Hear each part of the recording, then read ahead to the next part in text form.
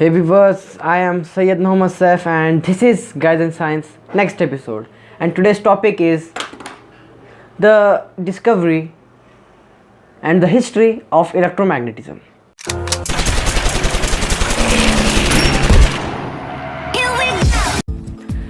It is not clear, but the electromagnetism was far more conserved and discovered further away by Greek. In 600 BC, both the electric charge and the magnetism is discovered in the Greece by Greek philosophers. They also defined that the lodestone attracts a piece of iron but doesn't attract any other metal known at that time. And similarly, when a amber is rubbed with a fur, it acquires some scintillations or flashes of charge when it's kept in contact with the fur. But it was not until 18th century when we got to know about the electricity and magnetism in their own ways. That means we have to wait until 600 plus 800 years, that is 2400 years, to get to know about all the electricity. Then how the long way that? It was in 1747 when Benjamin Franklin discovered that the charge acquired by the piece of fur or the amber is equal, and when they are rubbed, the charge cancel each other. He named that vitreous electricity, that is electricity, the flow of current from one part to the other part.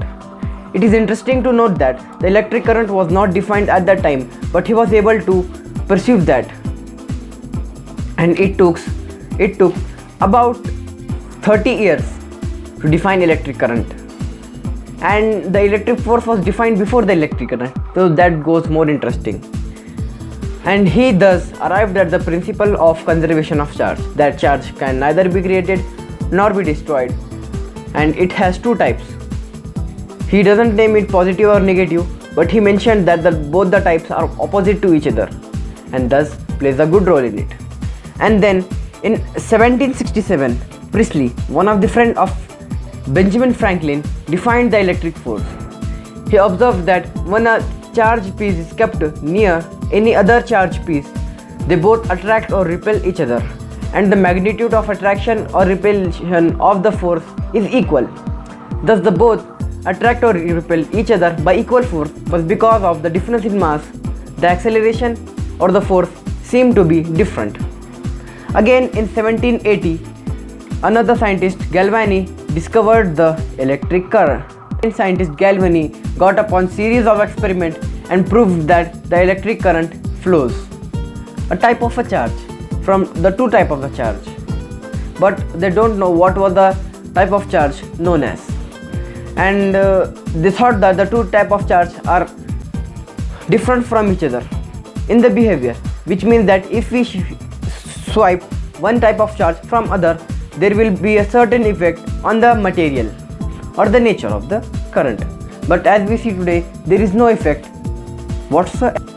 12 years after, another Italian scientist, Alessandro Volta, the bare name of Volt, discovered the electrochemical cell, that is the battery we use today. He experimented by some of the oxides of the alkaline or alkaline earth metal as well as the transition elements, and got to find out that they did produce the electric current and at a certain voltage. He also observed that the combination of different metals produces different voltage and has a different effect on the whole system at all. So thus the mass production of electrical cell or electricity has formed the roots in it, but it was not connected till then. That after 28 years, the first relation between electromagnetism and current got their way by the French scientist Oersted. Observed that when the compass is placed near a piece of wire carrying current, the needle deflects, and he also observed that by changing the terminals of the battery to the circuit, the deflection also changes. So he assumed that the electric field changes the magnetic field near that. Before that, the two seem to be a different topic and the two are not connected to each other in each way. But that's not the way the magnetism is defined. He thought that only these two are interconnected to each other.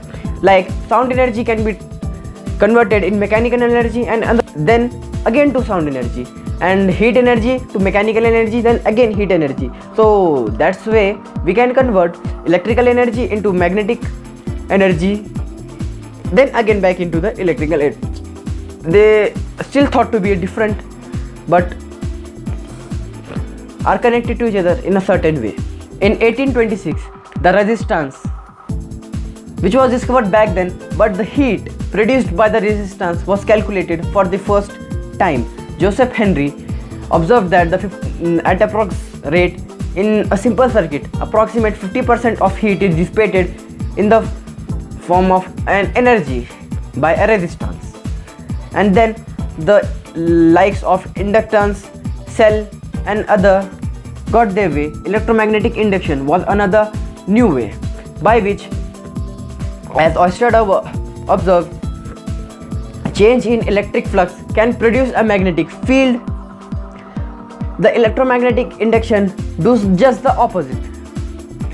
Change in magnetic flux can produce an electric current, but the flux should be changing continuously for producing a reliable source in a current. The discoverer was undoubtedly Michael Faraday when he demonstrated when we move a bar magnet in and out of a coil, the coil produces a electric current. If we still place the magnet still in that coil, it doesn't produce any current, and thus he is known as the pioneer of electromagnetic induction, just because he discovered that.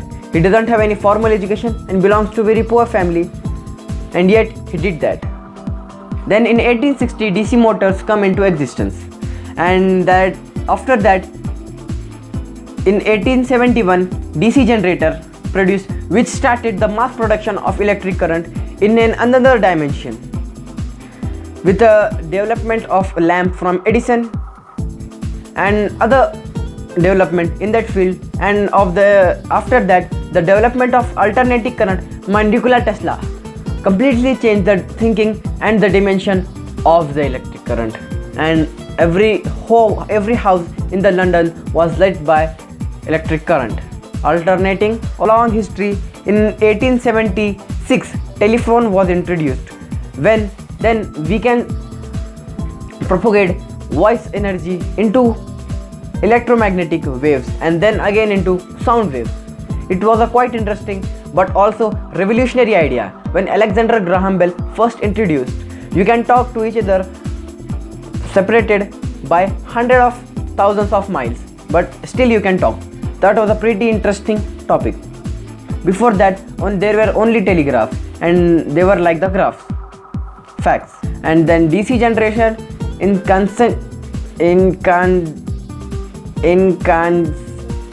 incandescent lights were introduced, by which they are powered, and today also we are using that. And in 1880, the concept of Kirchhoff law, absolute temperature, Coulomb's law, magnetic flux and microphone, they were all revolutionary. The Coulomb's law was one of the pioneer equations in the field of charge, yet it was discovered after 1900 plus 600, you won't believe, 2500 years after first observation of charge. Indeed, it was revolutionary in the field of electricity and electrostatics. It was the first concept explained to any student who was trying to study electric current or electrostatic. And then the microphone. Why it was different? Because before that the electrical signals was converted into sound signals, but here by using microphone we can convert just the opposite. We can convert sound signals to electrical signals and back then to the sound signals in the speakers. And yes, I am using it, one of the piece of the history. The Kirchhoff law was one of the revolutionary idea, and it was taught in 11th standard NCERT physics, and I am still getting it all the way through, but I know quite a bit about it.